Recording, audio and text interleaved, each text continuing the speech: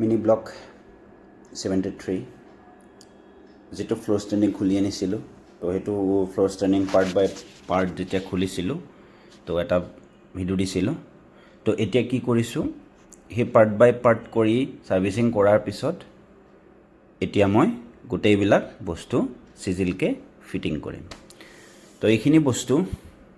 এয়া ফিটিং কৰি আছো পাৰ্ট বাই পাৰ্ট কুলিং কইলটো লগালো তো কুলিং কইলটো লগোৱাৰ পিছত এয়া কুলিং কইল লাগি গ'ল বঢ়িয়াকে এতিয়া ইয়াত মটৰটো লাগিব এইটো মটৰ ইয়াত বহিব এতিয়া তো এয়া মটৰ ফিটিং কৰি আছো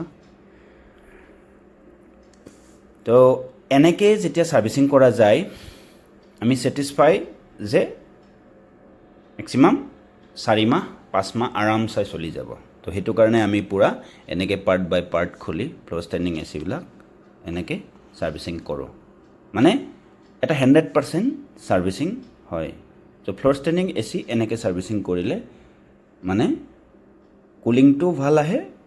আৰু কুলিঙৰ এফেক্টটো বাঢ়ে আৰু কাৰেন্ট কনজাম্পচনটো কম হয় তো যিমান পাৰি এনেকে খুলি ফেলে সাৰ্ভিসিং কৰিব পাৰিলে ভাল কিন্তু এতিয়া ড্ৰাই সাৰ্ভিসও আছে হেতু এটা পাৰ্ট কৰি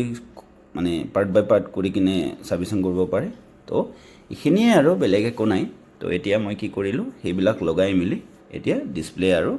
সুইং মটৰটো ফিটিং কৰিম ইয়াতে সুইং মটৰ লাগিব ডিসপ্লে এয়া ডিসপ্লে ইয়াতে এনেকে এয়া ডিসপ্লে আৰু সুইং মটৰ ফিটিং হৈ গ'ল সবখিনি ফিটিং হৈ গ'ল এতিয়া এইখিনি লগাই দিম তো লগাই দি সব বঢ়িয়াকে কানেকশন কেবল সেবল বঢ়িয়াকে লগাই দি ফেলে এনেকৈ সেটিং কৰি দিলা তো এইখিনি আৰু এতিয়া গৰম স্টাৰ্ট হৈছে আৰু গটিকে এনেকে দি দিব লাগিব তো এয়া হৈ গ'ল এতিয়া নেক্সট পাৰ্ট আহি আছে লগাম এইটো